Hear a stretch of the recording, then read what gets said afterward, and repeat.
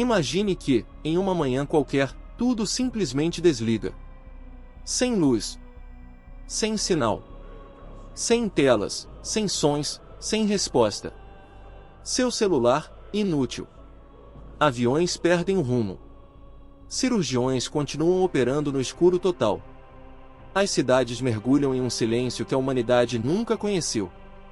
Isso não é ficção científica. É uma possibilidade real. E o que acontecerá nos próximos 3 dias vai mudar a civilização para sempre. O pulso mais fraco de um poste de luz em Reykjavik, o brilho neon de Shibuya à meia-noite, os pulsos silenciosos do radar varrendo o gelo antártico, cada diodo, filamento, laser e sensor que define o batimento cardíaco elétrico da Terra desaparece no mesmo instante ofegante. São 4 horas e 17 UTC quando o último watt mensurável cai para zero, não um apagão, nem grades pretas ondulantes, mas um nulo planetário perfeito.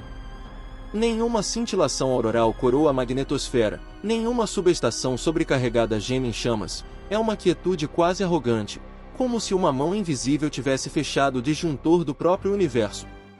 Em quartos e torres de controle, em naves de pesquisa e estações orbitais, os olhos se abrem para uma escuridão tão total que se torna o único fato restante. Para a maioria, o primeiro instinto é matemática simples. A eletricidade deve retornar em segundos porque nunca ficou ausente. No entanto, os segundos se recusam a se reduzir à razão, os telefones morrem no meio da rolagem, as janelas dos arranha-céus perdem seu brilho fosforescente e um silêncio primitivo e crescente começa a substituir o chiado elétrico familiar da sociedade. O que poderia causar isso? No silêncio, a especulação cresce com velocidade mórbida. Muitos se apoiam no medo que persegue engenheiros há décadas, uma supertempestade solar, um evento Carrington com esteroides. 17 horas antes, radiotelescópios de fato captaram uma ejeção de massa coronal tão vasta que sua frente de choque de EMC perfurou um crescente na exosfera de Mercúrio. O Sol pareceu dar de ombros, e teravades de plasma magnetizado foram lançados em direção à Terra. Normalmente, tal tempestade cortaria transformadores, não um núcleo planetário de geração, mas os astrofísicos notam uma anomalia. Embutido no plasma havia um trem de ondas de frequência ultrabaixa que, segundo a teoria, poderia, em princípio, ressoar com a cavidade ionosférica da Terra como um diapasão. Sob esse golpe de martelo, as ressonâncias naturais de Schumann do planeta poderiam disparar, causando curto-circuito nas redes simultaneamente, em vez de regionalmente. Outros se agarram a pesadelos cósmicos ainda mais estranhos. Em algum lugar na nuvem de Oort, um microburaco negro hiperveloz, uma bola de gude gravitacional com a massa de Manhattan, mas não mais larga que um próton, poderia ter atravessado nosso manto, cortando linhas de campo magnético e fazendo o núcleo vibrar como um sino de ferro, sua passagem marcada apenas pelo colapso repentino da corrente induzida por cada linha de energia. Ou talvez a causa esteja mais próxima. Um ataque ciberfísico coordenado, uma rede de malware de 1 milhão de nós adormecida dentro de um firmware por uma década, detonada por um único sussurro de rádio. Teóricos ainda mais poéticos invocam um contato com um filamento de plasma desonesto do braço de Sagitário, que momentaneamente extinguiu a saída do Sol na longitude orbital da Terra, um eclipse fugaz que nenhum telescópio detectou porque fótons e dados morreram juntos. Seja qual for a raiz, a pele tecnológica da humanidade é agora apenas uma escultura elaborada.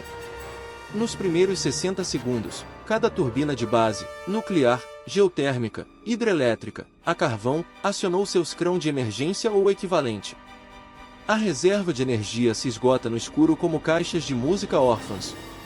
Usinas de ciclo combinado a gás natural murcham sob desligamentos automáticos. A Black Starta regional morre porque não há bancos de baterias prontos, seus inversores tão indefesos quanto as lâmpadas que antes alimentavam. Em todo o Sahel, na África, micro-redes que antes se gabavam de autonomia solar descobrem que autonomia significa pouco quando os controladores de carga perdem tanto a tensão de referência quanto a integridade do firmware. Até mesmo protótipos de fusão, encapsulados em ímãs supercondutores, sofrem resfriamento rápido porque os crioresfriadores falham, fervendo rapidamente o hélio líquido em nuvens rugindo que congelam os últimos LEDs indicadores no meio do piscar. No entanto, a estranheza da perda total de energia é sentida de forma mais visceral em lugares onde a confiança outrora reinou. Jatos comerciais, no meio do Transpacífico, planam repentinamente em painéis de instrumentos fantasmagóricos.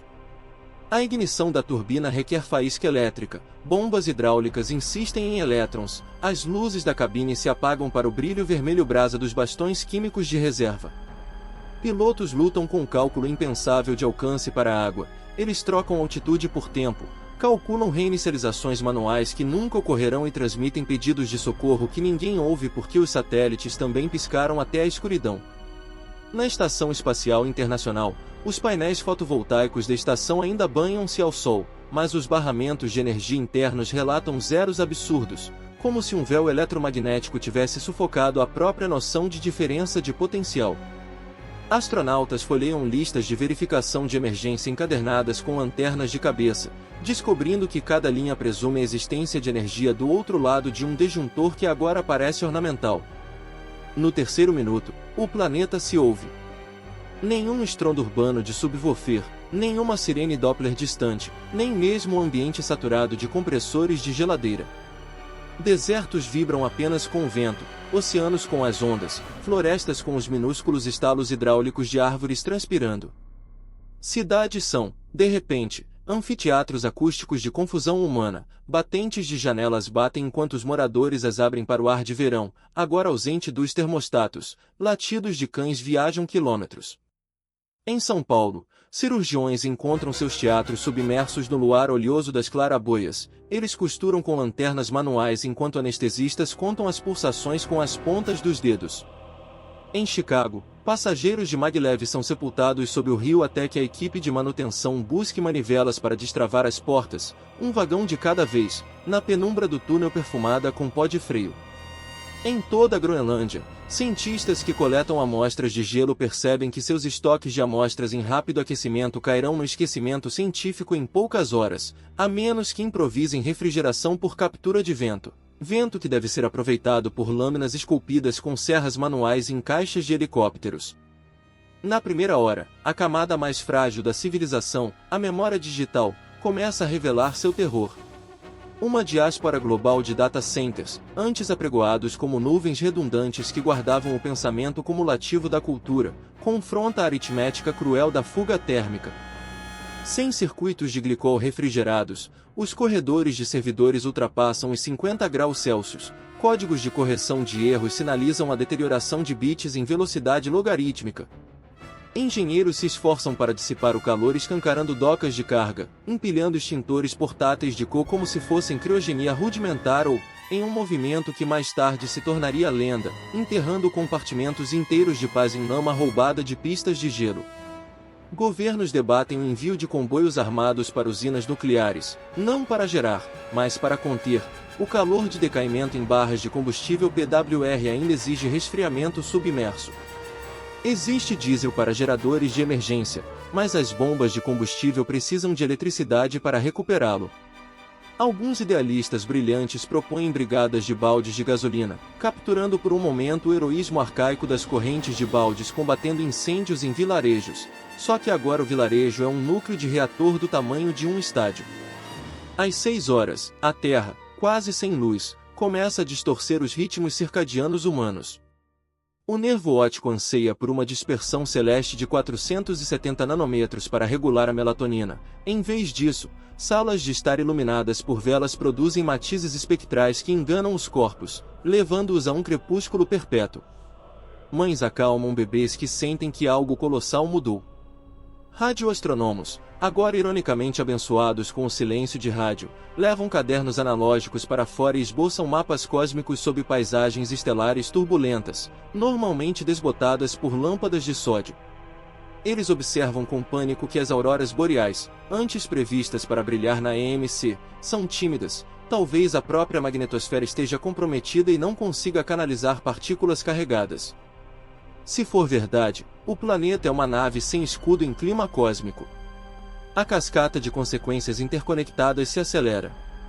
Estações de tratamento de água interrompem a cloração. Na 12ª hora, patógenos começam a se reproduzir em reservatórios municipais. Bombas de poço de arranha-céus falham e gases de esgoto sobem. Em Mumbai, uma tempestade de monções obstrui canais de drenagem, sem comportas controladas eletronicamente, a água da enchente testa a honestidade de suporte de carga dos muros de contenção coloniais. Bolsas de valores se mantêm como catedrais escuras de monitores inertes, enquanto livros razão de papel subitamente se valorizam. Cofres de ouro, com suas fechaduras de combinação congeladas, são valorizados principalmente como massa de peso de porta. A agricultura é a próxima a sofrer. Fazendas leiteiras, impossibilitadas de resfriar o leite, iniciam a produção frenética de queijos sob a luz de lanternas, um remendo medieval nas cadeias de suprimentos modernas. Fazendas verticais automatizadas observam os sensores piscarem, mas não conseguem hidratar as plantações. Videiras murcham diante de painéis de LED que agora são meros espelhos que refletem a preocupação humana. Bancos genéticos em Svalbard, ironicamente o backup apocalíptico da biodiversidade, se veem aquecidos por ventiladores descontrolados que falham nos amortecedores giratórios e travam na posição aberta, permitindo que a umidade do Atlântico invada as abóbadas glaciais. Curadores removem neve para dentro para isolar as sementes em montes improvisados de permafrost. Governos, alguns em busca de legitimidade, declaram protocolos marciais em cruzamentos com megafones. Semáforos sem energia significam que os cruzamentos são cálculos letais para os impacientes. Em Washington, D.C., bunkers de continuidade de governo descobrem que seus geradores a diesel, resistentes a pulsos eletromagnéticos, PEM, dependem de venezianas de ventilação motorizadas que travam no meio do ciclo, sufocando os motores com seus próprios gases de escape. Parlamentares em todo o mundo voltam às sessões de velas, redigindo decretos que nunca chegarão às províncias porque as impressoras dependem de vácuos acionados por bombas eletrônicas para fixar a tinta. Ainda assim, a mente humana é inquieta, ela calcula resultados além do pânico presente. Dois grandes ramos de possibilidades se cristalizam em torno de um único temor. Os elétrons do mundo estão meramente adormecidos ou suas memórias codificadas desapareceram. Ramo 1. Dados intactos. Se o apagão for puramente energético, então cada célula de memória gravada por fotomáscara, cada prato giratório, cada instância de nuvem mantém seus bits em perfeito sono, aguardando nada mais misterioso do que a voltagem para despertá-los. A civilização, embora machucada, pode, em teoria, reiniciar como um animal em hibernação. O objetivo imediato é a sobrevivência durante o intervalo escuro, mantendo hospitais oxigenados, moradores urbanos hidratados e núcleos de reatores resfriados, após o qual a sincronização da rede elétrica pode ocorrer em um balé colossal envolvendo linhas de diesel de partida frio, condensadores síncronos e o faseamento cuidadoso das interconexões continentais. Neste ramo, a crise é logística e moral. Conseguiremos manter a carne viva por tempo suficiente para encontrar o nascer do Sol dos elétrons? Ramo 2. Dados perdidos. A bifurcação mais apocalíptica pressupõe que o que quer que tenha silenciado a eletricidade também injetou transientes destrutivos profundamente nas junções semicondutoras, fritando portas CMOS e transformando domínios magnéticos em ruído branco. Sob essa ruína, discos rígidos giram livremente, mas são lidos como bobagens. SSDs se transformam em quartos em branco, firmware de satélite corrompe em órbita média. Aqui, o apagão não é uma pausa, mas um formato cósmico. A Terra que ressurge quando a energia retorna terá sua memória cultural apagada tão certamente quanto os pergaminhos de Alexandria transformados em cinzas. Sem efemérides de GPS, sem prontuários médicos digitais, sem modelos climáticos ou livros razão de blockchain. As sociedades tropeçariam em um segundo renascimento, em partes iguais de maravilha e terror, à medida que prensas mecânicas, filmes analógicos e arquivos de vinil se tornassem inestimáveis novamente. Mesmo antes de escolher qual ramo é o destino, a gama de falhas de equipamentos começa a se classificar entre inevitáveis e possíveis. Alguns sistemas são condenados pela física básica. Item os enrolamentos dos transformadores, projetados para fluxo oscilante de 50 a 60 Hz, supersaturam sob polarização geomagnética semelhante a CC, superaquecem e derretem seu isolamento de celulose. Esse veredito é universal. Item baterias de íons de lítio usadas em tudo, desde bicicletas elétricas até armazenamento em rede, podem vazar ou sofrer descontrole térmico em até 12 horas se os circuitos lógicos do BMS não conseguirem modular a carga. Incêndios se espalham silenciosamente em armazéns de Shenzhen a Roterdã. Item ímãs supercondutores criogênicos em salas de ressonância magnética resfriam e enviam jatos de névoa de nitrogênio através de discos de ruptura. As máquinas sobrevivem, mas apenas como grandes pesos de cobre. Item as estruturas de fibra ótica permanecem fisicamente intactas. No entanto, os repetidores dopados com hérbios passados a cada 80 km são peso morto. Aqui, o dano é apenas possível, não garantido, dependendo se correntes transitórias passam por placas de controle de baixa tensão. Item a avionica da aviação varia de completamente frita, sistemas fly-by-wire atingidos por surtos transitórios, a simplesmente adormecida. Giroscópios analógicos em algumas aeronaves antigas estão sempre prontos, uma salvação para o nicho. Item reatores nucleares. Projetos de água pressurizada enfrentam problemas inevitáveis de calor de decaimento. Protótipos de sal fundido podem falhar devido à segurança contra congelamento, deixando-os apenas em risco, e não em destruição certa. Item os pivos agrícolas e os drones estão divididos. Aqueles com proteção contra surtos nos drivers dos motores podem ser reativados, mas a maioria das portas MOSFET expostas estão queimadas. Essas taxonomias primitivas se formam em torno de fogueiras e postos de comando de emergência. A humanidade, olhando para um horizonte sem luz artificial, percebe que precisa economizar conhecimento de forma mais crítica do que combustível. Cadernos proliferam por toda parte. Engenheiros rabiscam diagramas de fiação de memória, botânicos traçam mapas de depósitos de sementes, programadores transcrevem algoritmos-chave a lápis, suas páginas mais valiosas do que dinheiro. No entanto, por trás da ansiedade, uma riqueza inesperada emerge. O céu noturno revela as faixas de poeira da Via Láctea a bilhões pela primeira vez. Ecologistas acústicos observam como as baleias, sem o impacto de sonares e hélices de navios, cantam novas e elaboradas áreas que atravessam bacias oceânicas. Os humanos, antes confinados atrás do silêncio urbano de vidros duplos, redescobrem a cadência do silêncio real e o doce terror que ele traz. São animais em um cosmos não construído para conveniência. O primeiro dia se encerra, se é que podemos falar de dia, com uma inversão psicológica mais antiga que a civilização. A humanidade mede a segurança não pelo que vê, mas pelo que ouve: passos, vozes distantes, batimentos cardíacos em tendas próximas.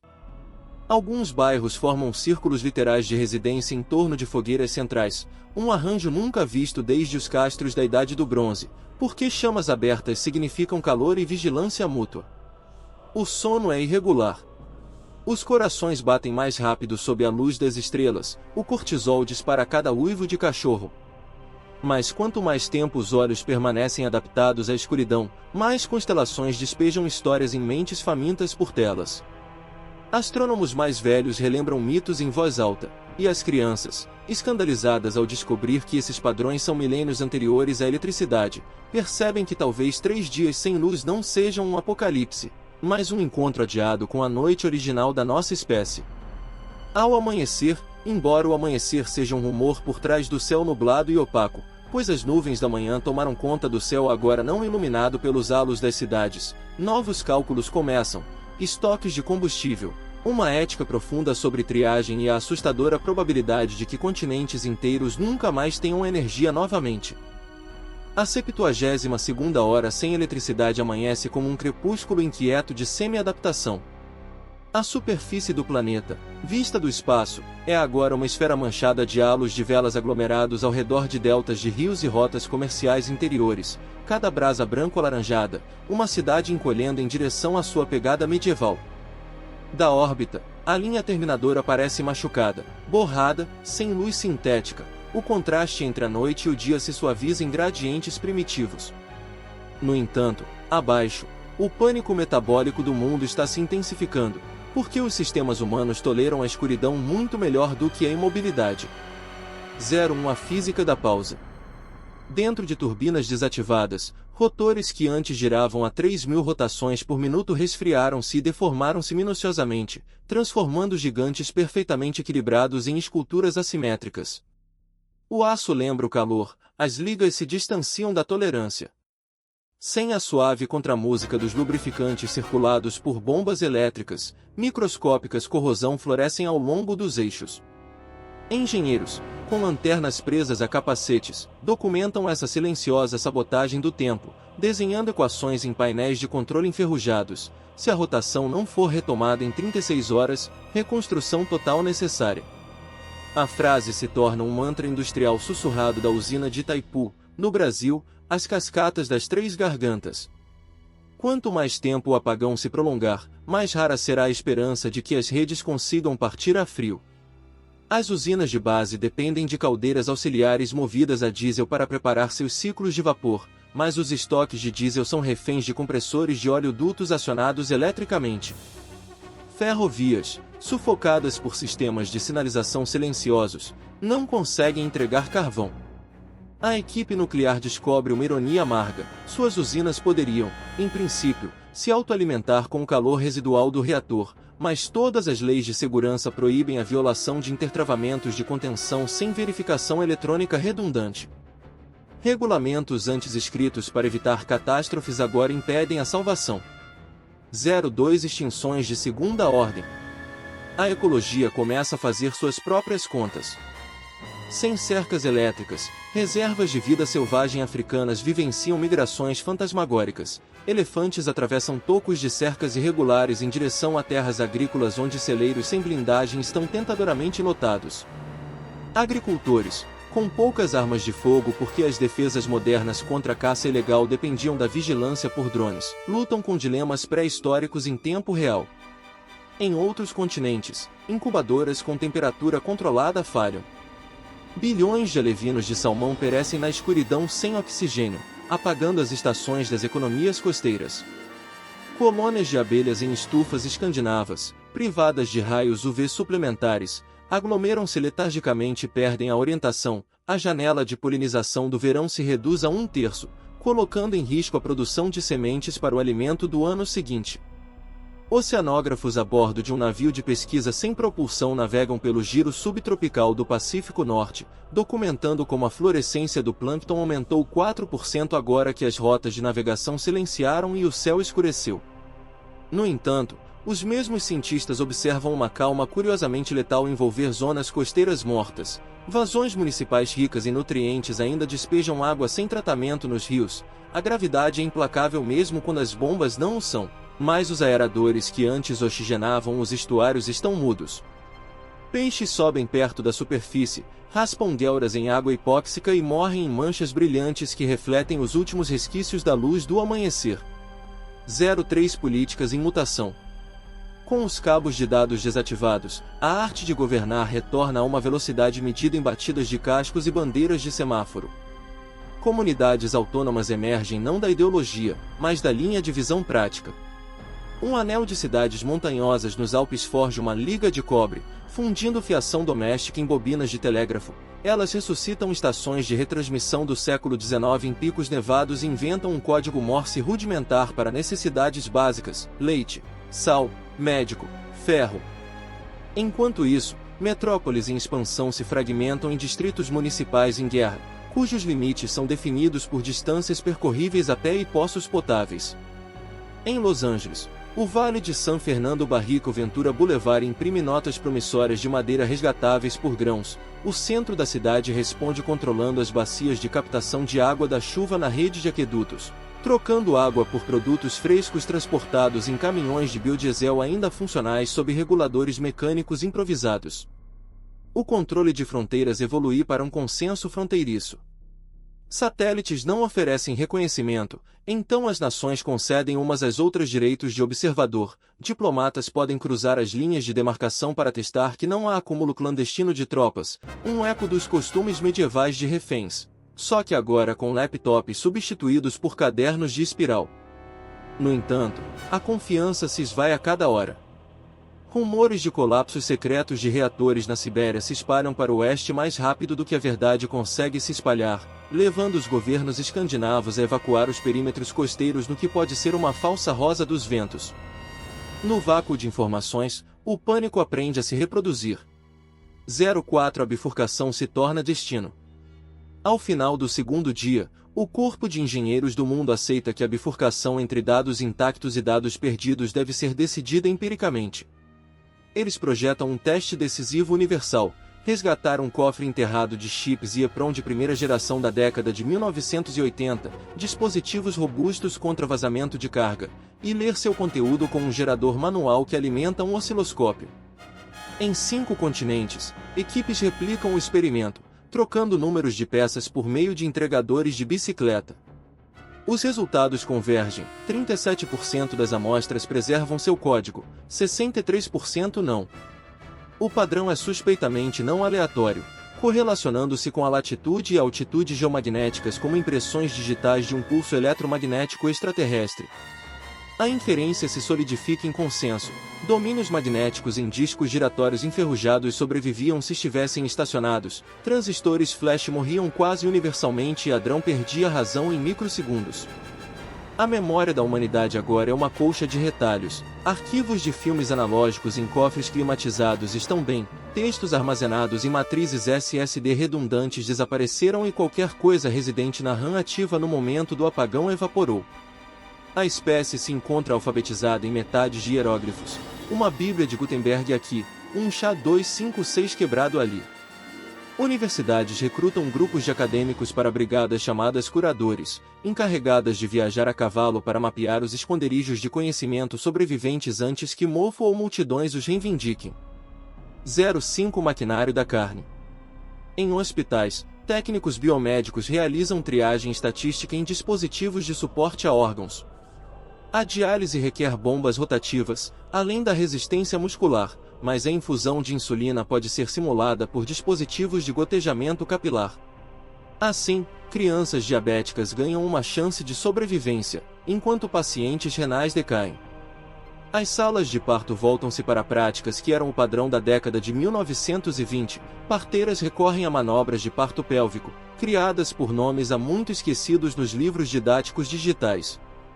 Recém-nascidos que antes eram incubados em termorregulação suave são, em vez disso, enrolados contra o torso dos pais, pele a pele, um método agora chamado de método canguru e ensinado em abrigos para refugiados. Os medicamentos se estratificam em classes nobres químicas e camponesas. Moléculas estáveis à temperatura ambiente, aspirina, doxiciclina, permanecem democráticas. Produtos biológicos, como anticorpos monoclonais, perecem em geladeiras aquecidas, transformando eras terapêuticas inteiras em nostalgia.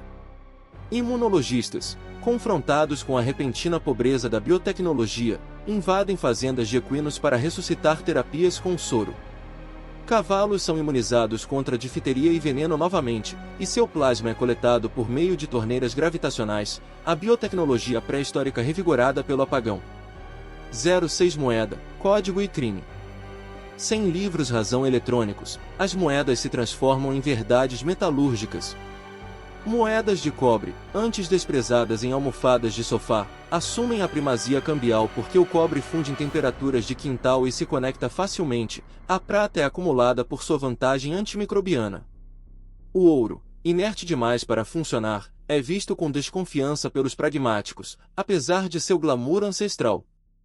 Sindicatos do crime mudam rapidamente, antigas gangues de ransomware se transformam em falsificadores analógicos, gravando desenhos em microentalhe em placas de impressão de madeira para falsificar novas notas. A polícia, superada em detalhes artesanais, recorre à biometria do rosto humano, esboçada no papel por artistas treinados durante o apagão, para processar fraudes de identidade. No entanto, uma minoria de criptosavantes aposta na eventual ressurreição da rede. Eles guardam placas de titânio com frases semente armazenadas sob pedras de rio, acreditando que, se a eletricidade algum dia retornar, o blockchain será a única crônica incorruptível. Esses monges dos nós estabelecem monastérios silenciosos em túneis hidrelétricos desativados, usando turbinas manuais giradas por cachoeiras para manter um único computador funcionando uma vez por semana, tempo suficiente para verificar se a taxa de hash global se move. Cada sequência de inicialização falhada pesa sobre sua fé como uma dúvida teológica. 07 Clima sem consoles. A meteorologia retorna ao teatro empírico. Meteorologistas sobem em torres de sinos para observar as nuvens acumuladas, medem a pressão barométrica com colunas de mercúrio e rabiscam gráficos sinóticos em ardósia. O primeiro furacão imprevisto atinge o Golfo do México no 49º dia de apagão, devastando comunidades já fragilizadas. As velocidades do vento são estimadas a partir da geometria da queda de árvores. Linhas de marés de tempestade pintadas em paredes de igrejas tornam-se coordenadas para os corretores de seguros do futuro, se os seguros algum dia ressuscitarem. A tragédia abala cidades costeiras em uma coalizão. Elas recrutam radioamadores amadores para construir transmissores movidos a pedal. Uma rede humana irregular de Morse emerge, emitindo alertas meteorológicos por milhares de quilômetros. Cada estação retransmissora um farol de punhos batendo em teclas de latão. 08 Psicologia da escuridão prolongada. Os ciclos de sono se alongam em direção à cadência natural de 25 horas, enterrada na genética humana. Privadas de relógios digitais, as comunidades adotam bens comuns temporais. Qualquer cidadão pode tocar um sino público ao primeiro tom vermelho do amanhecer. A contagem de horas desde o solstício se torna um calendário contínuo. Contar histórias à noite assume um dever cívico. O analfabetismo não é vergonha, pois a memória oral merece prestígio. Remembrancers profissionais percorrem mercados recitando filmes perdidos cena por cena para multidões extasiadas, convertendo o cinema do século XX em versos homéricos. Bibliotecas, antes mausoléus de silêncio, pulsam com a voz. A palavra falada evolui de volta para a tecnologia de armazenamento primário. Mas a escuridão também alimenta conspirações. Seitas obscuras pregam que a morte da eletricidade foi um veredito divino contra a idolatria do silício. Seus sermões têm peso quando, no 61º dia de apagão, o céu noturno se ilumina tangivelmente, cortinas de aurora florescem em pulsos equatoriais, vermelhão e índigo correndo acima. Sem sensores, ninguém consegue quantificar o fluxo, mas arcos coronais lambem a estratosfera tão baixo que destroços de aeronaves brilham em azul santo elmo. Pânico e euforia se espalham. Alguns afirmam que é o Sol se desculpando, outros dizem que a Terra está perdendo carga. 09 Primeiras faíscas de recuperação. Então, o impossível, na manhã do dia 78, uma roda d'água com eixo de cobre em uma vila perto de Lausanne, Suíça, acoplada a um gerador CC reformado, produz 12 volts mensuráveis em uma lâmpada de filamento de carbono. A lâmpada emite uma breve luz âmbar antes de estourar, mas o efeito é eletrizante em todos os sentidos. Em poucas horas, os mensageiros correm morro abaixo com a notícia: a eletricidade pode renascer. A mensagem ricocheteia pela Europa, chegando a Istambul em 2 dias por meio de uma corrente postal galopante. Oficinas explodem em fervor de concertos. Crianças desmontam dínamos de bicicleta, pais desenrolam bobinas de fogões de indução para obter fio magnético e avós sacrificam talheres de família para obter liga de solda. Sucessos imitadores se multiplicam. Em Quebec, uma cachoeira que alimentava uma atração turística de microhidrelétrica reacende uma única fase alternada. No Quênia, painéis fotovoltaicos recuperados, conectados diretamente a lâmpadas incandescentes de corrente contínua, brilham fracamente ao meio-dia. O apagão não acabou, mas seu absolutismo se rompe. Uma nova era se inicia, a energia remendada. Surge ainda outra divisão, entre aqueles que veem o renascimento da eletricidade como um bem comum coletivo e aqueles que o monopolizam. Perto de Bilbao, um consórcio de magnatas da navegação toma posse de guindastes a diesel nos cais, carregando-os com sucata para um programa de pedágio de energia, portos iluminados por geradores somente se as vilas de pescadores entregarem metade da pesca. Mais para o interior, comunas erguem sistemas de entrega por tirolesa através dos vales para transportar mercadorias perecíveis com o mínimo de atrito, recusando-se à extorsão por geradores. 10 O pivô filosófico. À medida que as faíscas retornam à cultura, surgem debates sobre quais tecnologias merecem ser ressuscitadas. Ninguém consegue refazer a litografia avançada rapidamente. Motores de passo EUV, antes construídos em fábricas estéreis, agora estão irreparáveis. Assim, surge uma triagem tecnológica: válvulas de vácuo em vez de transistores, motores Stirling em vez de turbofans, filme analógico em vez de sensores CCD. Jovens inventores, livres da doutrina pré-colapso, misturam eras com exuberante descaso. Pistões a vapor regulam a frequência em turbinas eólicas.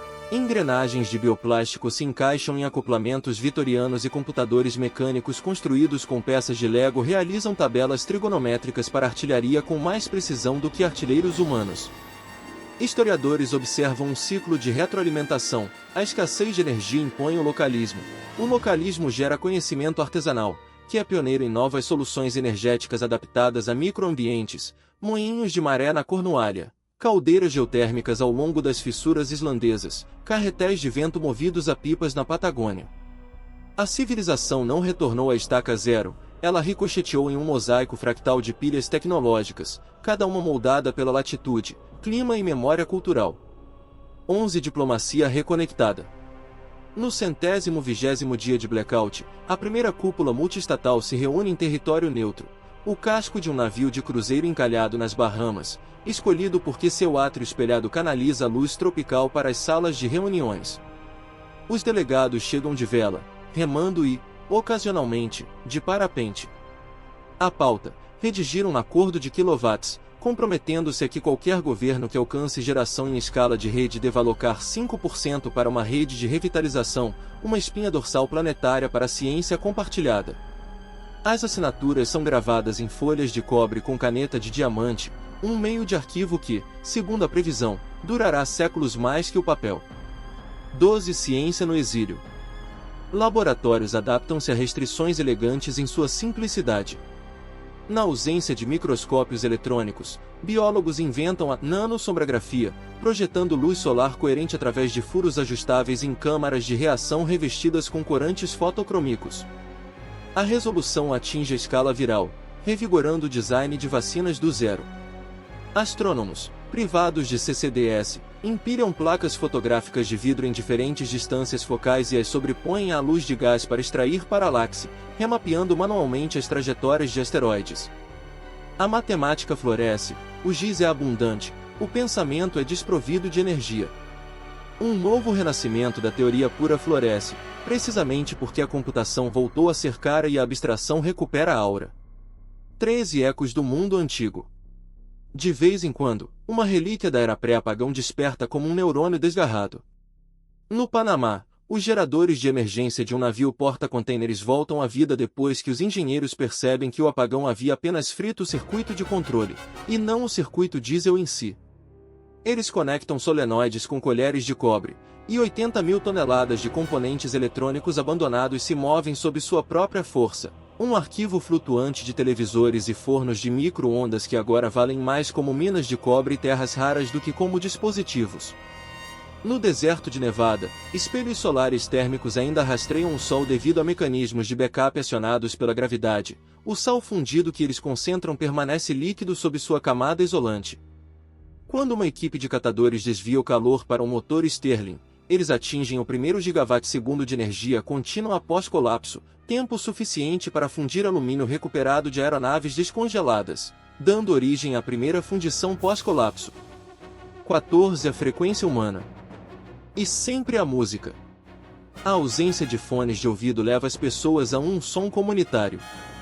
Guitarras enchem praças de aldeias, djendês africanos ecoam pelas noites do Sahel, cantores guturais em tuva misturam harmônicos com o chiado da aurora acima.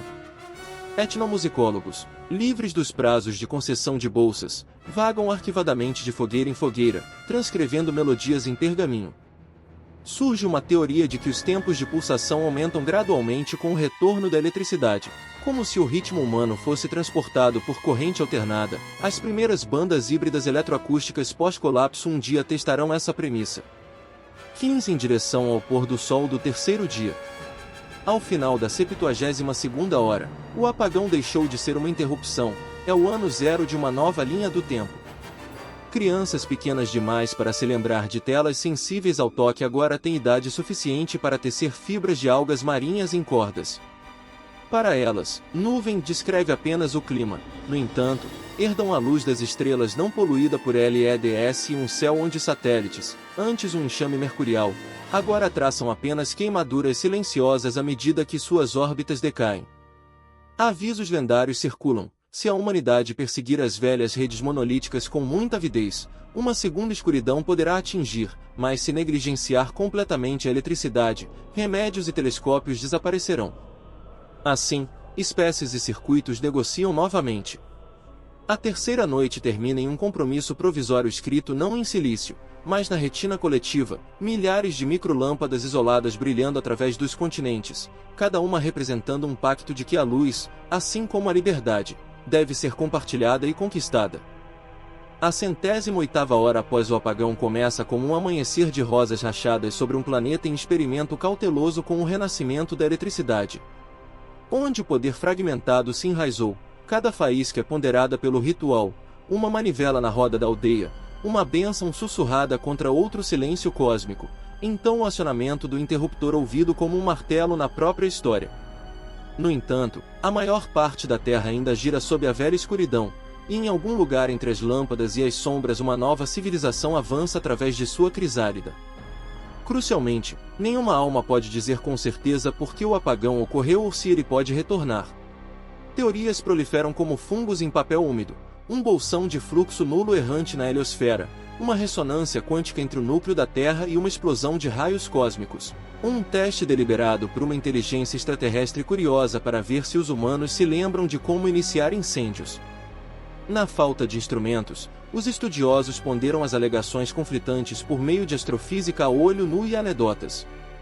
Eles mapeiam a morfologia auroral do céu, rabiscam contagens de manchas solares em ardósia, contam aves migratórias em busca de pistas magnetosféricas. A busca por explicações tornou-se um esporte cívico que funde curiosidade com medo, porque qualquer resposta que culpe o erro humano é quase reconfortante em comparação com uma que sussurra que somos brinquedos de um clima cósmico indiferente. O emergente Patchwork Power Age se divide em 3 modalidades principais, cada uma com seu próprio mito e assinatura mecânica. Os Riverdinais se aglomeram em torno de cursos d'água onde a gravidade oferece torque constante.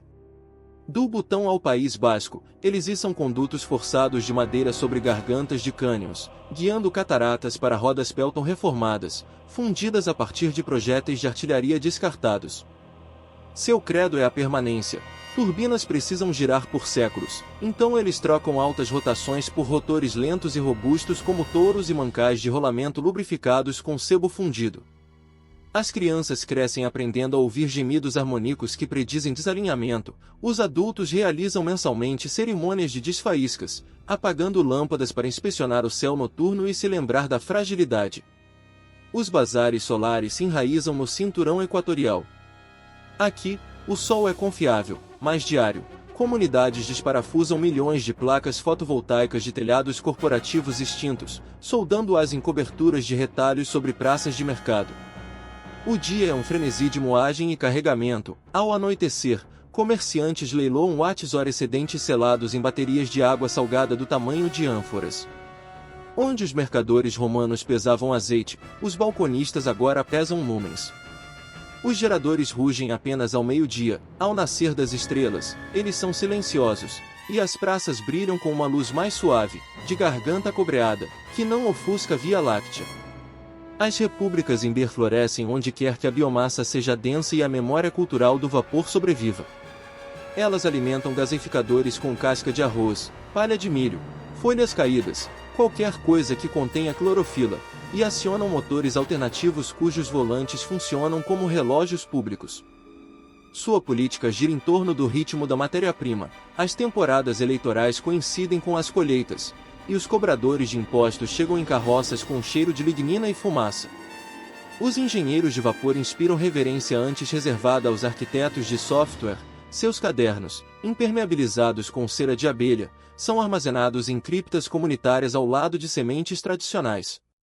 As 3 modalidades de comércio atravessam um planeta cada vez mais animado. Caravanas de madeira do território Imber trocam fios de cobre forjados por dinais, enquanto artesãos solares gravam gravuras fotônicas, imagens queimadas em tecido sublimado por luz solar focada em lentes, para pagar pelo ferro do rio. Cada troca é mediada por uma nova unidade de valor, o quilosegundo, equivalente a exatamente 1 milhão de joules de energia fornecida. Os contratos são autenticados por cronometristas que acionam um cronômetro calibrado na primeira faísca de um gerador e o param quando a lâmpada do comprador se apaga. A energia tornou-se moeda e crônica. Mas, por trás do zumbido dos geradores, uma corrente oculta de pavor persiste. A causa do apagão permanece sem solução, e bolsões de silêncio profundo ainda engolem distritos inteiros. No coração da Sibéria, exploradores descobrem um anel morto, um círculo com 200 km de largura onde bússolas giram e até mesmo a carga eletrostática de atrito se dissipa instantaneamente. Flocos de neve se recusam a grudar na lã, faíscas não saltam sobre pelos. Pastores de Yakut locais sussurram que o ar parece oleado, como se os próprios elétrons estivessem sendo drenados por um sumidouro invisível. Amostras de solo enviadas para o oeste, transportadas por trenós e velas, revelam grãos de ferro magnetizados em treliças perfeitamente alinhadas, um padrão só possível se um pulso titânico de coerência de campo estivesse fixado no lugar. A implicação é assustadora. O apagão pode ter sido a sombra de uma escultura geomagnética que ainda esculpe nosso planeta em traços lentos e invisíveis. Em outro lugar, investigadores tropeçam em sobreviventes de um silêncio diferente. Uma flotilha de navios de cruzeiro, considerados perdidos, flutua no vazio entre Guam e Papua. No convés, passageiros se reúnem todas as noites com violões e tambores de baldes de gelo derretido. Seu capitão admite que eles têm um tipo de eletricidade, um circuito fechado de corrente contínua alimentado por bicicletas ergométricas conectadas à rede elétrica a inversores UPS recuperados. No entanto, eles se recusam a desembarcar, convencidos de que o continente é amaldiçoado e que permanecer sob as estrelas, à deriva em um circuito oceânico, é o único caminho para a absolvição. Eles transformaram seu desastre em peregrinação, uma nação errante e abandonada, iluminada pelo suor de seus cidadãos. Enquanto isso, o grande circuito dos curadores entra em seu 5º mês. Comboios montados de arquivistas, ladeados por milícias rudes e preparadas, percorrem uma rota hemisférica que liga os arquivos secretos do Vaticano, a Biblioteca do Congresso, as chaminés de Bodleian, a nova ala de Alexandria e a câmara subterrânea do Monte Kunga. Com sextantes solares para navegação e eixos de vagões esculpidos em trens de pouso de aeronaves, eles transportam caixas de papel sem ácido, visualizadores de microfichas acionados por correias de pedal e prensas manuais para tipos de chumbo de secagem a frio. Cada nó da rota cedia um jubileu da escrita quinzenal, onde acadêmicos copiam à luz de velas os textos mais raros ainda existentes, impressões analógicas salvas da fogueira digital. Eles favorecem obras que ensinam processos repetíveis, mecânica de fermentação, receitas de ligas, protocolos de vacinação. A ficção não é desprezada, mas viaja lentamente, guardada entre resmas técnicas como lastro de significado. No meio do circuito, em um aeródromo abandonado da OTAN perto de Tessalônica, os curadores se deparam com uma maravilha paliativa, o Teatro Heliosta. Engenheiros transformaram antenas de radar em heliostatos que rastreiam o Sol e canalizam a luz através de um caleidoscópio de espelhos para um único e antigo projetor de arco de carbono recuperado de um cinema da década de 1930. Todas as tardes, o público se senta em arquibancadas em formato de cratera de bomba enquanto os arcos sibilam e rugem sob barras de carbono bombeadas com os pés, exibindo cópias em celuloide resgatadas de arquivos. Os fantasmas prateados de Chaplin e Bergman dançam pelas portas dos hangares, e por 2 horas o apagão parece quase alegórico, prova de que luz e história podem ser evocadas pela engenhosidade teimosa. Simultaneamente, em laboratórios iluminados por pavios de óleo, uma coalizão de físicos, geólogos e ex-especialistas em telecomunicações tenta decodificar os resíduos espectrais do apagão. Sem osciloscópios, eles criam uma tabela de Fourier analógica, uma enorme roda de madeira com diapasões de comprimento variável sintonizados em intervalos harmônicos de ressonância Schumann. Eles giram a roda ao lado de uma palheta magnetizada sensível suspensa no vácuo. Cada ressonância faz um diapasão chacoalhar, que arranha um cilindro revestido de fuligem. Os padrões de arranhões, estudados com lentes de aumento, mapeiam a impressão digital de frequência do apagão. Os resultados indicam uma injeção catastrófica de energia centrada em 7,83 Hz, a ressonância de base da Terra, mas amplificada a 1 milhão de vezes. Uma ressonância global da cavidade ionosférica parece plausível. No entanto, um dado recusa a coerência, um pico estreito em 1420 MHz, a linha de hidrogênio usada por radioastrônomos em busca de radiofaróis alienígenas. Nos momentos finais antes de cada receptor morrer, ele registrou um chiado coerente naquela frequência, com exatamente 0,742 segundos de duração. O número corresponde à duração do sinal transmitido pela mensagem de Arecibo em 1974, dividido por π, prova ou coincidência. O giz do quadro negro se quebra sob o peso da especulação. A governança precisa evoluir e, à medida que a terceira temporada pós-apagões se aproxima, os poderes dispersos da Terra enfrentam o desafio com filosofias extremamente divergentes.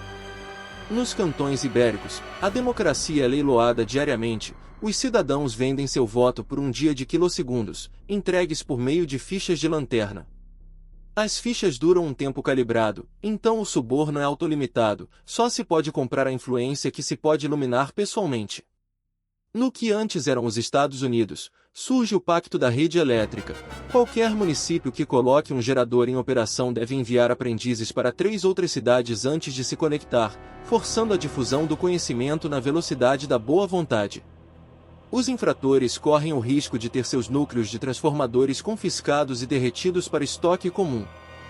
Por outro lado, o Regnum do Ponto Zero, um enclave teocrático abrangendo antigos emirados petrolíferos, decreta a eletricidade como um pecado planetário. Eles cobram dízimos de fótons, apreendendo cobre e vidro óptico para suprimir a revitalização da eletricidade, usando a narrativa do apagão como prova do descontentamento divino. Contrabandistas que transportam peças de dínamo por seus desertos escondem capacitores dentro de datas e laminações de transformadores dentro de tapetes de oração, reencenando a antiga arte do contrabando de escrituras. À medida que a humanidade se reorganiza, a biologia executa sua própria e silenciosa contra-ascensão. Cidades, despojadas do zumbido dos sistemas de climatização, tornam-se cânions com megafones para o canto dos pássaros. Falcões peregrinos, antes dissuadidos pelo brilho do sódio, recuperam as bordas dos arranha-céus. Morcegos repovoam viadutos livres da vibração ultrassônica dos sensores de estacionamento. Insetos, não mais atraídos para a morte pelos postes de luz, retornam em nuvens mais densas, reequilibrando os ciclos de polinização. Agricultores registram um aumento de 15% na produtividade onde a escuridão da noite é mais profunda, até que enxames de gafanhotos, igualmente encorajados, nivelam os ganhos em pragas explosivas. Caos e fecundidade brincam de gangorra em um planeta que está aprendendo a expirar. É então, no ponto médio entre a catástrofe e o renascimento, que o quarto ramo da possibilidade surge, a reiluminação seletiva. Os tecnólogos argumentam que, em vez de se esforçarem para reiniciar as grades monolíticas, as sociedades deveriam sobrepor uma malha inteligente, ágil e de baixa frequência, uma que pulsasse a corrente em sincronia com as ressonâncias naturais do planeta, apaziguando ou evitando qualquer fator cósmico que desencadeou a primeira escuridão. Eles propõem grades síncronas de Schumann, conectando regiões de modo que sua fase se alinhe com os modos de cavidade locais. Se o júri cósmico de fato punir o desvio, manter a sintonia pode conceder imunidade. Os céticos a enquadram como folclore tecnognóstico, os idealistas a chamam de único casamento entre física e humildade que poderia evitar um segundo colapso. Projetos pilotos surgem.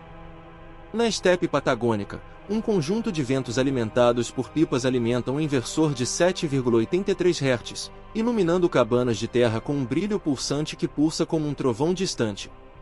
Moradores dizem que a luz rítmica calma o gado e mascara a atividade humana de predadores, 2 benefícios que ninguém previu. Relatos circulam em direção ao norte, de lobos menos propensos a invadir, de menos mortes cardíacas súbitas entre idosos, placebo ou ressonância? O debate reforça o financiamento em quilosegundos e na fé. Enquanto isso, os monges do Nodo realizam seu primeiro milagre genuíno.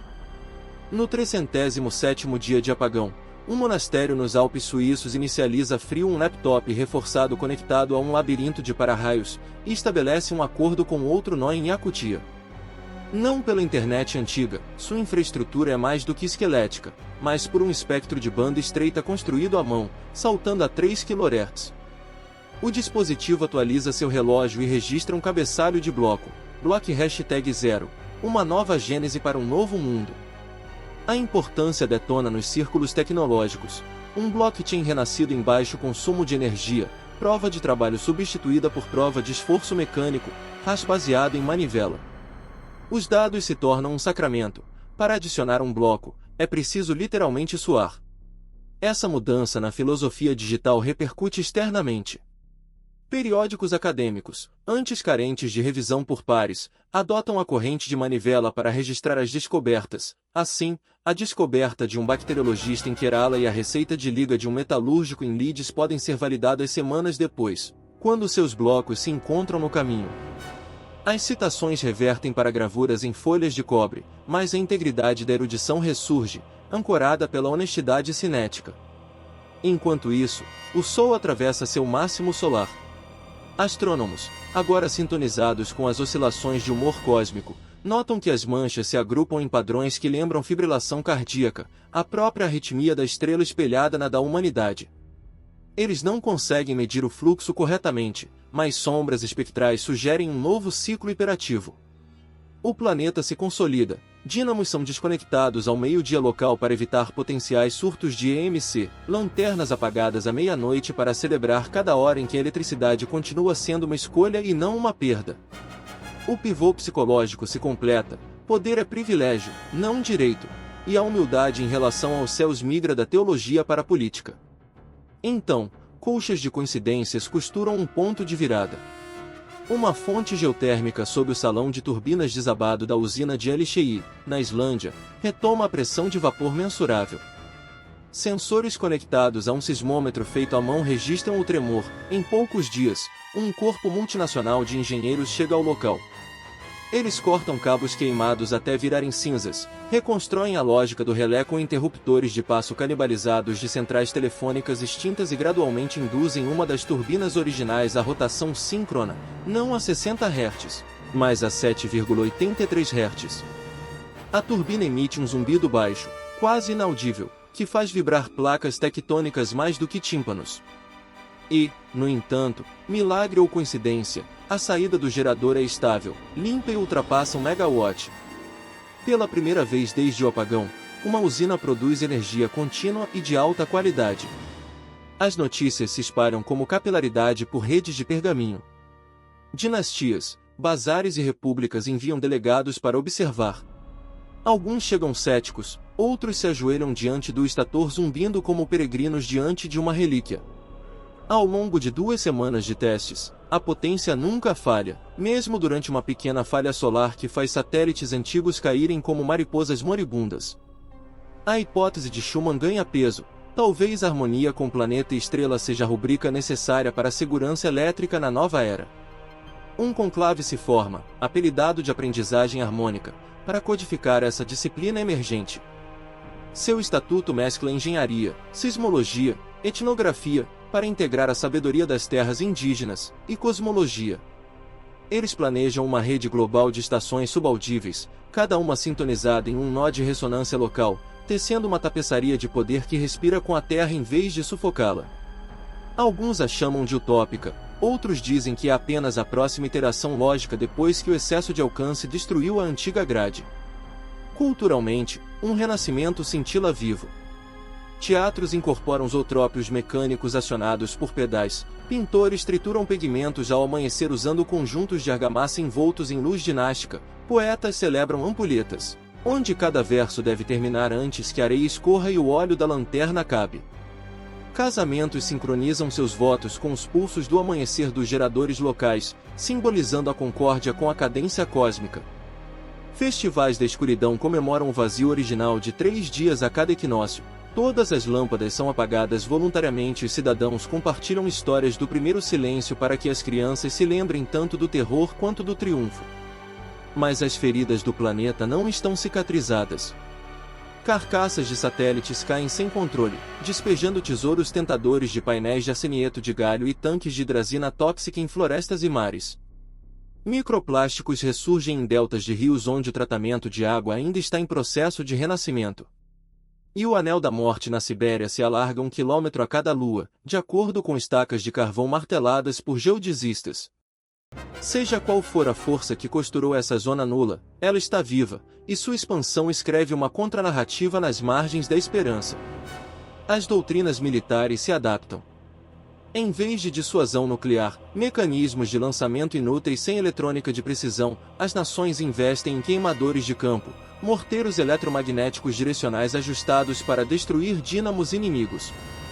Sua existência impulsiona a urgência diplomática, O Acordo das Bahamas se expande para o Pacto de Pulsos, proibindo armas que instrumentalizam o silêncio. A aplicação da lei é comunitária. Os signatários concordam em apagar toda a eletricidade por 1 hora no solstício, um apagamento das luzes planetário durante o qual sensores monitoram transmissões não autorizadas. O cumprimento da lei se torna uma vigília global, parte oração, parte polícia. No âmbito doméstico, as relações humanas se recalibram. Escrivães judiciais registram um aumento nos casamentos formados entre classes sociais. A escassez de energia dissolve estratificações sociais mais rapidamente do que as revoluções jamais fizeram. Da mesma forma, curandeiros de saúde mental documentam quedas nos transtornos de superestimulação digital, mas a ansiedade sobre a recorrência cósmica preenche o vácuo. Eles cunham o trauma luminal, o medo persistente da escuridão repentina quando uma lâmpada pisca ou um gerador tosse. O tratamento envolve caminhadas noturnas comunitárias e treinamento em fazer fogo manualmente, reafirmando a autonomia diante do vazio. A educação transforma. As escolas funcionam ao ar livre, com quadros negros pendurados entre troncos de árvores para que os olhos se adaptem à luminosidade natural, e as aulas combinam física com agricultura. As crianças alternam semanas na classe brilhante, onde aprendem a usar e fazer a manutenção de geradores, e na classe escura, onde dominam a vida sem eles. O lema gravado acima dos inúmeros arcos do pátio da escola diz: aproveite a centelha, mas aprenda com a escuridão. À medida que o calendário se aproxima do segundo aniversário do apagão, a intriga planetária cresce em torno de um drama celestial em desenvolvimento. Astrônomos rastrearam um denso enxame de poeira interestelar cruzando a órbita da Terra, uma pluma de detritos que pode ter desencadeado o evento original ao focar raios cósmicos através de lentes gravitacionais. As previsões afirmam que a extremidade final da pluma passará em aproximadamente 6 meses. Se a teoria se confirmar, a Terra entrará em uma janela de relativa calma eletromagnética, a primeira desde o apagão. Os preparativos para os testes de ressurgimento da rede elétrica aceleram a todo vapor. Transformadores sobressalentes são rebobinados com ferro laminado isolado com linhaça, turbinas a gás são reformadas com mancais cerâmicos para suportar o faseamento por ressonância, cabos supercondutores trançados de diboreto de magnésio, imunes à extinção repentina. Surge, então, outra facção, os Guardiões do Silêncio, dissidentes que argumentam que reacender as antigas curvas de carga é arrogância. Eles sabotam locais de teste, cortam tiras de aterramento e distribuem panfletos citando mitos segundo os quais a humanidade foi punida 2 vezes por separar a noite do dia. A dialética se torna literal, colunas de cartazes com tinta aparecem ao lado de brilhantes folhas de proclamação em cobre, escuridão versus luz em um duelo público de tinta. Pregoeiros moderam debates em ampulhetas, o lado que esvaziar seus argumentos primeiro deve ceder aquela praça por um dia. Em meio a essa tensão, algo extraordinariamente inesperado acontece. Uma equipe de biólogos marinhos que estuda as fontes hidrotermais profundas da Ilha de Páscoa usa um submersível mecânico alimentado por baterias de óxido de ferro regeneradas por gradientes hidrotermais. 12 quilômetros abaixo, câmeras capturam uma espécie de polvo com padrões de pele iridescentes que correspondem aos harmônicos de Schumann pulsando na superfície. Os cromatóforos da criatura piscam exatamente 7,83 vezes por segundo, sincronizados com ritmos inaudíveis que se propagam através da rocha do manto. Para os cientistas, a revelação quebra paradigmas. A vida biológica nas profundezas do alcance do apagão pode ter sempre dançado nessas frequências, muito antes de os humanos instalarem fios de cobre nas paredes. De repente, o movimento Schumann síncrono parece menos uma adaptação e mais um reencontro com uma antiga batida planetária. Assim, o terceiro capítulo da história do apagão se encerra com um tremor de antecipação, preso entre o anel da morte em expansão e a aurora harmônica, entre as ambições de um grande ressurgimento da rede e os votos de luz temperada, entre a ameaça cósmica e as canções de ninar dos cefalópodes na escuridão insondável. A humanidade está pronta para decidir se conectará mais uma vez à sua colossal rede elétrica sob demanda ou se contentará permanentemente com uma sinfonia de fogos menores, sintonizados com a Terra. O segundo aniversário do Grande Silêncio se aproxima como um eclipse solar que todos podem sentir, mas ninguém pode ver. Em todas as latitudes, a humanidade corre para concluir qualquer destino que tenha escolhido, Alguns polem eixos de rotor para o maior conjunto de geradores síncronos Schumann já tentado, outros amolam cabeças de machado para defender a escuridão. O calendário está carregado de presságios. Astrônomos traçam a borda minguante da pluma de poeira interestelar em mapas estelares pintados sobre o teto de um antigo observatório em Córdoba. Economistas, cuja disciplina agora é uma fusão de termodinâmica e antropologia, prendem gráficos de fios rudimentares em quadros de cortiça para adivinhar quais regiões podem sobreviver a outro choque sistêmico. Os poetas são os mais ocupados de todos, porque todos querem palavras para recitar se o amanhã esvaziar o céu novamente. 01 A janela da calma. Medições feitas com balões de ionossondas ADOC, envoltórios de lona aquecidos por queimadores de gás de madeira, confirmam o que os observadores do céu esperavam: o potencial elétrico da ionosfera atingiu seu estado mais calmo desde o apagão.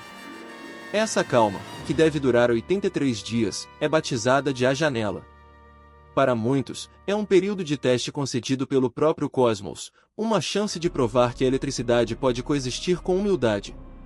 Os governos emitem decretos escritos tanto em tinta quanto em orçamentos de potência. Qualquer experimento de rede deve limitar a frequência em ou abaixo dos picos locais de Schumann, deve isolar-se atrás de fusíveis mecânicos que se rompem sob picos harmônicos anômalos e deve manter intervalos noturnos de escuridão para recuperação ambiental. Quebra as regras e o Pacto de Pulsos autoriza os governos vizinhos a cortar suas linhas com formões frios. Até os guardiões do silêncio concedem uma trégua, desde que seus emissários possam observar todos os testes. Eles chegam vestidos com um manto de linho índigo que absorve a luz das lanternas, com os rostos marcados por sigilos de cinzas representando o vazio de 3 dias. Por onde passam, a conversa se reduz a um silêncio entre a reverência e o ressentimento. 02 A grande sincronização. O primeiro dia de The Window amanhece sem vento na Islândia, onde a usina harmônica de LXI está pronta. Sua sala de controle é uma catedral de tecnologias reaproveitadas. Pêndulos de latão rastreiam microvariações, interruptores de baquelite estalam como metrônomos e uma enorme régua de cálculo circular, com 6 metros de largura, montada horizontalmente, permite que os operadores calculem a carga versus a ressonância em tempo real. Ao meio-dia local, eles recebem a confirmação por semáforo da Patagônia e do Butão de que suas estações protótipo de satélite estão sincronizadas em fase a 7,83 Hz. A ordem é dada para aumentar a potência. A velocidade do rotor aumenta com um som intermediário entre o canto gutural e o trovão. Alternadores de cobre transpiram ozônio, medidores esculpidos em vidro vulcânico sobem a cada respiração. Quando a marca dos megawatts passa, 3 observadores desmaiam, 2 de júbilo, 1 de medo. Um falcão correio é solto carregando uma fita que muda de cor à luz do sol para sinalizar sucesso aos observadores ao longo do litoral atlântico. Aplausos se espalham para o leste mais rápido do que qualquer pacote de corrente de manivela conseguiria viajar. Ao anoitecer, fogueiras florescem nos promontórios europeus como um semáforo incandescente. No entanto, a sincronização é apenas metade da aposta. Para que a harmonia se mantenha, os geradores em 3 continentes precisam compartilhar energia através do éter, não por fios. Engenheiros de rádio, encurvados em uma fortaleza de pedra perto do Monte Saint-Michel, acionam sua invenção suprema, o tambor longo. Trata-se de uma antena vertical aterrada a 200 metros de altura, enrolada com uma hélice de cobre sintonizada por um fosso cheio de água que sobe e desce contra um muro de contenção escalonado para ajustar a indutância. Quando ativada, ela acopla a saída de LXI à própria cavidade da ionosfera terrestre, transformando o planeta em uma linha de transmissão colossal. Em teoria, qualquer receptor especificado para fundamental pode sugar energia de estacas de aterramento da mesma forma que as sondas de telégrafo outrora sugavam corrente de circuitos de fio único. Momentos depois, do outro lado do mundo, uma cultivadora de algas na costa chilena toca 2 placas de cobre afundadas em poças de maré e vê uma lâmpada de teste piscar com energia. Ela chora tanto que seus vizinhos pensam que ela está ferida. A energia, outrora capturada pelos monopólios do metal e da burocracia, escapou das garras. Para os crentes, é a prova da reconciliação cósmica; para os céticos, o prelúdio de uma segunda catástrofe, mais profunda, cuja escala nenhuma régua de cálculo consegue captar. 03 Contraforças.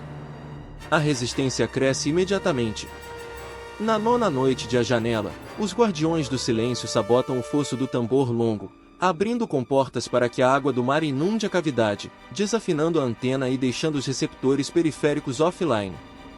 Eles deixam rabiscos de giz na base da torre. Silêncio foi misericórdia. Horas depois, uma milícia dinasta do Rio cerca o local, mas os sabotadores desapareceram no pântano salgado e pálido como a lua. A retaliação parece tentadora, cortar suas cotas de lanternas, confiscar seu cobre, mas o Conselho de LXI vota pela moderação. Se o poder justifica a punição, diz a engenheira-chefe Clara Magnusdóttir, então não aprendemos nada. Em vez disso, eles recalibram o tambor, desta vez ensinando usuários remotos a rastrear a fase localmente, para que um único ponto de estrangulamento nunca mais possa escurecer as novas constelações da rede. Autonomia, não alcance, torna-se estratégia.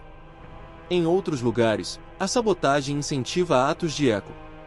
Os partidários da República em B reclamam que a transmissão de corrente terrestre é um cavalo de Troia para influência estrangeira. Eles incendeiam um depósito do bazar solar que armazenava retificadores. Os comerciantes do bazar retaliam com o embargo às baterias de água salgada, e os preços dos alimentos disparam ao longo das fronteiras da República. Uma cláusula menos conhecida do Pacto de Pulsos é acionada. Se uma guerra econômica ameaçar o fornecimento essencial, terceiros neutros podem intervir. As estações telegráficas da Liga de Cobre fervilham com avisos de arbitragem. O mundo, ao que parece, se lembrou de como passar da cooperação para a contestação mais rápido do que os elétrons podem se deslocar. 04 Quando a poeira move o vento. No meio de A Janela, a pluma de poeira começa a se dissipar mais cedo do que o previsto. Astrônomos em Córdoba traçam uma parábola sombria. A Terra sairá do véu 3 semanas antes do previsto, apresentando sua face diurna ao fluxo cósmico galáctico completo novamente. A notícia acende fogueiras em conferências de Larôria Lagos. Otimistas da rede defendem a implementação acelerada. Ilumine tudo enquanto o céu estiver leniente. Os guardiões pregam o apagão imediato para provar humildade. Um meio-termo surge: o teste de onda, um pulso de energia global deliberado, dimensionado para corresponder à amplitude de Schumann, mas modulado em uma sequência de Fibonacci, de modo que qualquer eco nos dados da magnetosfera revele padrões de interferência construtivos ou destrutivos. Uma única janela de 12 minutos, 3 alternâncias de brilho e escuridão, com todos os geradores acima de 10 kW participando. Os preparativos beiram a coreografia. Torres de heliógrafo sinalizam aldeias remotas. O consenso da cadeia de manivelas armazena os parâmetros de tempo imutavelmente em sua cadeia de blocos mecânica. Crianças praticam cânticos de contagem regressiva. Pela primeira vez, o planeta inteiro ensaia a mesma batida cardíaca. 05 Teste de ondas. A hora 0, trilhões de joules irrompem em lobos terrestres. Cidades de lâmpadas de retalhos florescem e se apagam de acordo com a proporção áurea. Da órbita, onde satélites semi-mortos ainda giram com os obturadores das câmeras abertos, o padrão supostamente se assemelha a uma galáxia espiral presa à superfície do planeta. 12 minutos depois, as últimas lâmpadas piscam e se apagam, e um silêncio se desenrola denso o suficiente para abafar os chamados das corujas. Então os instrumentos enlouquecem. Magnetometros entalhados à mão em vidro fumê riscam curvas em S íngremes demais para corresponder a qualquer tempestade conhecida. No anel morto, sensores martelados no permafrost registram o primeiro aumento na carga residual desde a descoberta. Mas o mais impressionante é o céu. Auroras se acendem, sim, mas em vez de cortinas esfarrapadas, elas se alinham em círculos concêntricos centrados aproximadamente nas coordenadas de LXI. As cores descem pelo espectro, do vermelho ao verde e ao violeta, terminando em um tom tão profundo que parece engolir a luz das estrelas. Por 21 segundos, todos os rádios ainda funcionais emitem um tom único e puro precisamente a 1420 MHz, a linha do hidrogênio do cosmos. Então o silêncio retorna, mais escuro do que antes. Em todo o mundo, todos os ouvidos atentos imaginam o mesmo medo. Acabamos de tocar um sino cujo tamanho ninguém sabe. 06 Primeiras perdas, primeiras lições. 30 horas após a onda, surgem anomalias. Um gerador de biomassa em Bornéu transborda e derrete em rolamentos. 4 aldeias arborizadas mergulham novamente na escuridão. Um banco de baterias alpino suíço se recusa a manter a carga, como se elétrons pingassem por rolhas que estavam estanques ontem. No entanto, na Patagônia, o conjunto de pipas registra uma melhoria de 4% no torque por razões desconhecidas. Em Nairobi, uma lâmpada clínica com ajuste Schumann brilha mais intensamente com metade da entrada medida. Dados iniciais apontam para nós de interferência, locais onde a corrente de terra e a corrente de céu entram em conflito ou se harmonizam. A nova rede elétrica agora é um sistema meteorológico. Os operadores devem se tornar meteorologistas. Uma coalizão, meio engenheiro, meio xamã, propõe as forjas Vigil, oficinas regionais equipadas para moldar rotores de reposição rápida, fabricar indutores ajustáveis e treinar pastores de frequência habilidosos em detectar redemoinhos harmônicos de ouvido. Forjas abrem em shoppings abandonados, em ruínas de arenas esportivas, em criptas de catedrais outrora silenciosas, qualquer concha cavernosa com paredes suficientes para abrigar teares de cobre e pilhas de amortecedores de basalto. Aprendizes dormem entre as bobinas para memorizar os zumbidos graves da operação estável. 07 O anel morto se agita. Talvez o mais preocupante seja o relato de geodesistas na Sibéria de que a expansão do anel morto cessa 3 dias após o teste de onda. Não apenas cessa, como se contrai em vários metros. Amostras de solo crepitam com magnetismo residual, que agora se dissipa normalmente, em vez de se dissipar no vazio. A líder da equipe, Nadeza Kinak, publica, em folha de cobre, arquivada na corrente de manivela, a hipótese de que o pulso sincronizado anulou qualquer onda estacionária que tivesse sugado carga para as redes subterrâneas. O anel, afirma ela, pode ter sido uma câmara de eco cósmica, e o teste de onda reajustou suas paredes. Sua conclusão galvaniza a política. De repente, os guardiões do silêncio se dividem. Uma minoria admite que as grades harmônicas podem ser corretivas em vez de blasfemas. Cismas fragmentam seus mosteiros, debates anti-sussurrados em porões transbordam para quadras públicas. Alguns abades quebram seus próprios sigilos de cinzas, entrando na luz das lanternas pela primeira vez desde o apagão. 08 Queda da cortina de poeira. No 62º dia de A Janela, as métricas de poeira confirmam que a Terra emergiu completamente da pluma. Toda a serenidade anterior se foi, a contagem de raios cósmicos aumenta, alertas menores de EMC se multiplicam. O pacto havia estipulado um retrocesso para cargas mais baixas, mas o sucesso, o anel estável, as lâmpadas brilhantes da clínica, tentam uma expansão maior. O Pacto das Bahamas convoca um congresso de crise, novamente a bordo do enferrujado navio de cruzeiro, agora ancorado como um navio parlamentar neutro. Os delegados embarcam a vela em hidrofólios movidos à energia solar. A sessão de abertura é interrompida quando o mastro dianteiro racha, a podridão seca nunca se recupera. Uma metáfora que ninguém perde. As discussões se acirram por 36 horas seguidas. Os dinastas do Rio insistem que o planeta provou que pode suportar redes sintonizadas.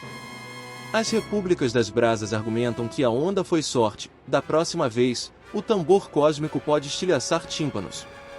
Os bazares solares ocupam um meio-termo pragmático, mantêm o crescimento da carga, mas impõem um dividendo escuro universal, 10 minutos de apagão a cada hora, um ritmo planetário sinusoidal que força a humildade constante. O acordo, mais tarde apelidado de Protocolo da Respiração, é aprovado por uma margem de 1 voto e 3 abstenções. A implementação é imediata. Cada gerador deve instalar interruptores mecânicos tipo faca de mosca, sincronizados por pêndulos gravitacionais. As luzes do mundo agora piscam em uníssono global, uma lenta inspiração e expiração de luminância.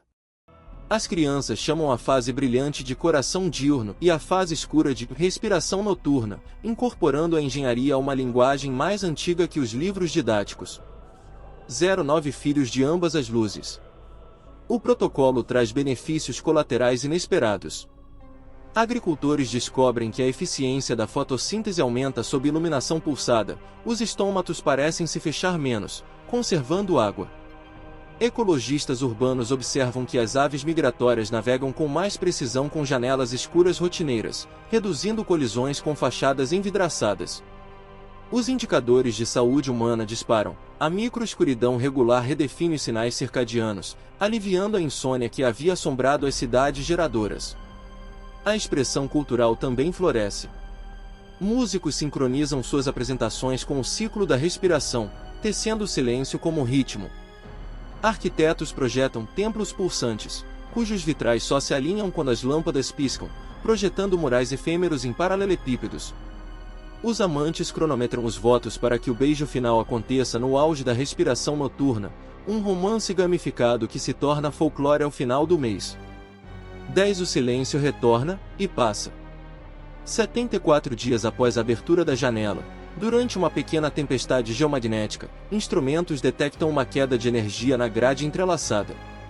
Por 10 minutos aterrorizantes, nada flui, o pulso do mundo para. Este, muitos temem, é o segundo julgamento. As pessoas prendem a respiração, literalmente. Quando as lâmpadas acendem novamente conforme o programado, sopro noturno, depois coração diurno, aplausos irrompem dos telhados a 3 continentes de distância. A queda foi um evento decisivo. Os interruptores mecânicos do protocolo de sopro se sacrificaram em vez de forçar a ionosfera. Psicologicamente, aquele único desligamento seguro conclui o que a sincronização começou. A humanidade agora confia em seus ritmos. Não ingenuamente, as forjas da vigília mantêm o cobre derretido aquecido, mas a confiança se infiltra na medula. O apagão se junta ao léxico de catástrofes sobrevividas, como eras glaciais e pragas.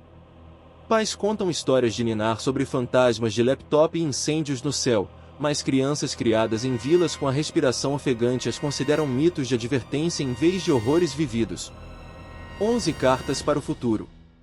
Com a estabilidade, vem a retrospecção.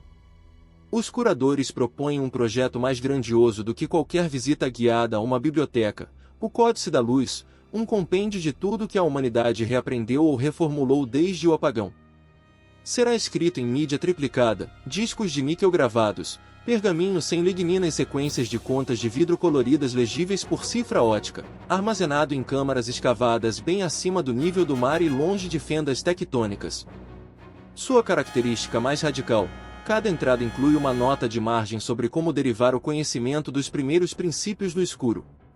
Nenhum algoritmo sem um equivalente em ferramenta manual, nenhuma fórmula de vacina sem um análogo de fermentação, nenhum poema sem marcas de cadência oral. A obra começa sob os arcos de calcário da cripta da Catedral de Chartres. Os sinos do campanário tocam mudanças de ampulheta, escribas em aventais de linho anotam diagramas sob a luz de uma lâmpada afinada por Schumann.